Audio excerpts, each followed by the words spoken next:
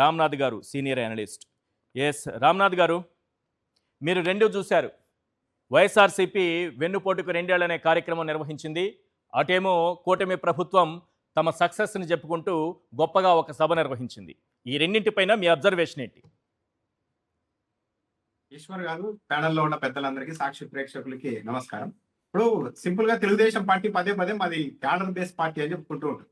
మనం గమనిస్తే తెలుగుదేశం పార్టీ ప్రతిపక్షంలో ఉన్నప్పుడు అసలు ఎప్పుడు కూడా ఒక్క రోజు కూడా ఇలాంటి కార్యక్రమం తెలుగుదేశం పార్టీ వాళ్ళు రోడ్డు మీదకి వచ్చి నిర్వహించింది లేదు. వాళ్ళ వెంట పబ్లిక్ ర్యాలీ అయింది కూడా లేదు.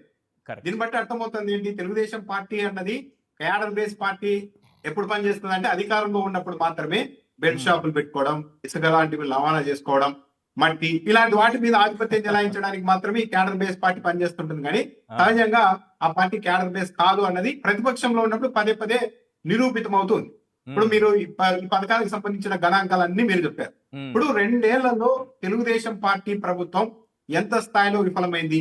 మీరు నేను కాదు ఈశ్వర్ గారు, తెలుగుదేశం పార్టీకి విపరీతమైన వీరాభిమానులుగా పేరుండి ఎన్నికల ముందు జగన్మోహన్ రెడ్డి ఓడిపోవాల్సిందే, చంద్రబాబు నాయుడు గారు రావాల్సిందే అని మాట్లాడిన వ్యక్తులు కూడా ఈ 2 ఏళ్లలో ఇచ్చిన స్టేట్మెంట్లు చూస్తే తెలుగుదేశం పార్టీ ఏ స్థాయిలో డ్యామేజ్ అయిందో మనకు అర్థమవుతుంది. రేణుకా చౌదరి గారు పబ్లిక్ గాని జగన్మోహన్ రెడ్డి గారి ప్రభుత్వాన్ని వ్యతిరేకించారు. ఆ మేడం ఏం చెప్పారు స్టేట్మెంట్ ఇంటర్వ్యూలో? అబ్బాయి చాలా ఏదో ఉద్ధరిస్తారనుకున్నారు చంద్రబాబు నాయుడు గారిని, మేమంతా ఆయన కంప్లీట్ గా ఫెయిల్ అయ్యారు, సరే మీరు ఎన్ని మార్కులు ఇస్తారంటే మార్కులు ఇవ్వడం కూడా వేస్ట్ చంద్రబాబు నాయుడు గారి పరిపాలనకు అన్నారు. అంటే ఏ స్థాయిలో డ్యామేజ్ ఉండాలి? సిపిఐ నారాయణ గారిని ఒక పార్టీకి అంతగట్టంగానే ఆయన సిపిఐ నాయకులుగా ఇచ్చిన స్టేట్మెంట్ ఈ మధ్య గమనించారా ఈశ్వర్ గారు? ఏమంటున్నారు ఆయన? మామూలుగా గతంలో గ్రామాల్లో దున్నపోతులకి అచ్చేసి వదిలేసేవారు, ఏది దేవర్లో ఇట్లా బలివ్వడానికి, అవి కుమ్మినా సరే దండం పెట్టే వాళ్ళందరూ అక్కడ ఉండేవాళ్ళు.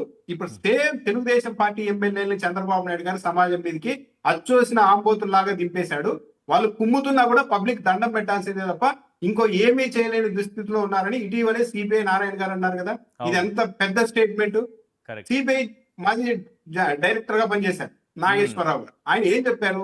చంద్రబాబు నాయుడు గారికి, నారా లోకేష్ గారికి ఒక టన్నెల్ విజన్ అనేది వచ్చేసింది, వాళ్ళకు కావాల్సిన ఒకటే ఒక అంశాన్ని పట్టుకొని ముందుకెళ్తున్నారు, గ్రామీణ ప్రాంతాన్ని మొత్తం ప్రజానీకాన్ని వదిలేశారు. 2004, 2019 రిజల్ట్ ఎలా వచ్చిందో మళ్ళా ఈసారి అలాగే రిపీట్ చేయబోతున్నారు తండ్రి కొడుకు అని మాట్లాడారు కదా. స్వయంగా పవన్ కళ్యాణ్ గారు రాష్ట్ర వ్యాప్తంగా జూద కేంద్రాలు నడుస్తున్నాయని నాకు ఫిర్యాదులు వచ్చాయన్నారు కదా. ఒక డిప్యూటీ సీఎం గా ఉంటూ జూద కేంద్రాలు నడుస్తున్నాయని చెప్పారంటే ఎంత పెద్ద స్టేట్మెంట్. అందరితో ఆగారా? కూటమి పార్టీ ఎమ్మెల్యేలు భూ తగాదాల్లోనికి జోక్యం చేసుకొని సెటిల్మెంట్లు చేస్తున్నారు. చివరకు ఆ 2 పార్టీలు రాజీకి వచ్చినా సరే ఇంకా మేము ఎంటర్ అయిన తర్వాత మీరు రాజీ కావడానికి వీలు లేదు, మా సంగతి ఏందని ఎమ్మెల్యేలు అడ్డుపడుతున్నారని స్వయంగా చెప్పారు కదా. యనమల రామకృష్ణుడు గారు ఏం చెప్పారు? వైఎస్ఆర్ కాంగ్రెస్ పార్టీ పని అయిపోయింది అని అంతా అనుకుంటున్నారు, ప్రతిపక్షం ఉప్పని ఊదితే మనకు గాలికి కొట్టిపోయే పరిస్థితులు కూడా ఉన్నాయని చెప్పారు కదా.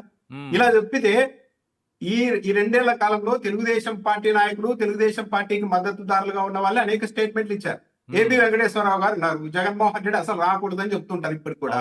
ఆయన ఏం చెప్పారు? అసలు ల్యాండ్ పూలింగ్ పేరుతో పెద్ద కుంభకోణం నడుస్తోంది, 2వ విడత ల్యాండ్ పూలింగ్ లో భూములు తీసుకోవడము అంటే అది చంద్రబాబు నాయుడు గారికి ఆ భూములు ఇచ్చిన వ్యక్తులకు ప్రైవేట్ డీల్ మాత్రమే, అది పబ్లిక్ మీ మీద కనీసం సానుభూతి కూడా చూపాల్సిన అవసరం లేదని చెప్పారు కదా. అంటే ఏ స్థాయిలో చంద్రబాబు నాయుడు గారి పరిపాలన ఎటువైపు వెళ్తుంది అన్నది ఈ వ్యాఖ్యలు బట్టి చాలా క్లియర్ గా ఒక విషయం అర్థమైపోతుంది. చంద్రబాబు నాయుడు గారు పదే పదే ఈ రోజు కూడా తిరుపతిలో, ఈ రోజే కాదు చంద్రబాబు నాయుడు గారు గతంలో 25 ఏళ్ల నుండి చూసినా కూడా వ్యవస్థలన్నీ నిర్వీర్యం చేశారు అవతల వాళ్ళు అని మాట్లాడుతుంటారు. సరే వ్యవస్థలు ఎవరు నిర్వీర్యం చేశారో చూద్దాం. జగన్మోహన్ రెడ్డి వ్యవస్థల్ని నిర్వీర్యం చేశారని చెప్తున్నారు ఈశ్వర్ గారు. జగన్మోహన్ రెడ్డి ఏమైనా 1,00,000 బెడ్ షాప్లు ఎప్పుడైనా పెట్టించారా? ఒక్క బెడ్ షాప్ పెట్టించారా? లేదు కదా. జగన్మోహన్ రెడ్డి ఎక్కడన్నా మాజీ మంత్రుల ఇళ్ల మీదకి 2,000 మంది కార్యకర్తలు పంపించి దాదాపు 7-8 గంటల పాటు ఏదో 10 నిమిషాలు 20 నిమిషాలు రాలేసి వెళ్ళిపోవడం కాదు, దాదాపు 8-10 గంటల పాటు అక్కడే 2,000 మంది కార్యకర్తలు తిష్ట వేస్తే ఒక్క పోలీస్ అధికారి, ఎస్పీ గాని, డీసీపీ గాని కనీసం ఫోన్ కూడా ఎత్తలేని పరిస్థితికి తీసుకెళ్లారు కదా. అది కదా వ్యవస్థల్ని నిర్వీర్యం చేయడం అంటే. వ్యవస్థల్ని నిర్వీర్యం చేయడం అంటే ఏంటి? తాను ముఖ్యమంత్రిగా ఉన్నప్పుడు తన కేసుల్ని తానే కొట్టేయించుకుంటున్నారు చూడు, అది కదా వ్యవస్థల్ని నిర్వీర్యం చేయడం. ఎక్కడన్నా 99 పైసలు భూములు అంటారు. విశాఖపట్నంలో తన తోడలు నారా లోకేష్ గారి తోడలకి 5,000 కోట్ల రూపాయల విలువైన భూమిని ఇచ్చేస్తారు. నిన్న హైకోర్టు ఒక తీర్పు ఇచ్చింది ఆసక్తికరంగా. ఎవరైనా సరే ఆక్రమించిన భూమిని అది తీసుకొని మళ్ళీ ఇంకో చోట ఇవ్వాలనము, మాకి క్రమబద్ధీకరించండి అంటే ఒప్పుకోవడానికి వీలే లేదు. అలా చేస్తే కబ్జాలను ఈ ఆక్రమించడాన్ని ప్రోత్సహించినట్టు అవుతుందని చెప్పారు. విశాఖపట్నంలో జరిగింది ఏంటి? 5,000 కోట్ల రూపాయల విలువైన భూమిని కబ్జా చేస్తే వైసీపీ హయాంలో విడిపించడానికి ట్రై చేస్తే చంద్రబాబు నాయుడు గారు రాజమార్గంలో దాన్ని అప్పగించేశారు. అంటే రేపు ప్రొద్దున ఏం సిగ్నల్ ఇస్తున్నారు? తెలుగుదేశం పార్టీ నాయకులు ఎవరైనా సరే పక్కన ఆస్తులు ఉంటే ప్రభుత్వ ఆస్తులు స్వాధీనం చేసేసుకోండి, ఏదో రోజు మేము వచ్చి ఇది చేసేస్తామని చెప్తున్నారు కదా. ఇంత పరిపాలన వైఫల్యాన్ని పెట్టుకొని చంద్రబాబు నాయుడు గారు అవతల వాళ్ళ వ్యవస్థలను నిర్వీర్యం చేశారు. ఈ రోజు చివరికి ఏం మాట్లాడుతున్నారు చంద్రబాబు నాయుడు గారు? ప్రజలకు మెరుగైన మౌలిక సదుపాయాలు, మెరుగైన జీవన ప్రమాణాలు కల్పించాల్సిందిగా వెంకటేశ్వర స్వామిని కోరుతున్నానని చెప్పారు. అంత సీనియర్ ముఖ్యమంత్రి ఈ పనులు చేసి చంద్రబాబు నాయుడు కదా. ప్రజలకు మెరుగైన సౌకర్యాలు, జీవన ప్రమాణాలు కల్పించిన ముఖ్యమంత్రి గారు ఆ సభలో నేను వెంకటేశ్వర స్వామిని మరోసారి కోరుతూ ఉన్నాను, ప్రజలకు మంచి ఆరోగ్యం, జీవన ప్రమాణాలు పెరిగేలా చూడాలని కోరుతున్నాను. ఆరోగ్యశ్రీ ఎత్తేసాను కాబట్టి ఇంకా వెంకటేశ్వర స్వామి కాపాడాలి. అంతే కదా, చంద్రబాబు నాయుడు గారు అంత సీనియర్ అని చెప్పి ఆ మాట మాట్లాడేస్తున్నారు లాస్ట్. పైగా ఏం చెప్తున్నారు చంద్రబాబు నాయుడు గారు? అసలు ఆస్తులు కూడా తాకట్టు పెట్టేశారండి అంటున్నారు. ఎక్కడ ఆస్తులు? 9,000 కోట్ల రూపాయల కోసం లక్షల కోట్ల విలువైన గనుల్ని తాకట్టు పెట్టి మొత్తం రాష్ట్ర అకౌంట్ మీద, ఆర్బీఐ దగ్గర ఉన్న కన్సాలిడేటెడ్ ఫండ్ మీద ప్రైవేట్ వ్యక్తులకు సంజాయిషి ఇచ్చేశారు, అజమాయిషి ఇచ్చేశారు. సాధారణంగా ఆడలో ఒక 10,000 రూపాయలు అప్పు చేస్తే నువ్వు ఎలా కడతావు అంటే, నా ఏటీఎం కార్డు తీసుకో, నా జీతం పడంగానే నాకు చెప్పుకుంటే డబ్బులు తీసేసుకొని చెప్తుంటారు చూడు. ఆ స్థాయికి రాష్ట్రానికి ఇచ్చిన చంద్రబాబు నాయుడు గారు కంప్లీట్ గా ఎదురుదాడి చేస్తున్నారు.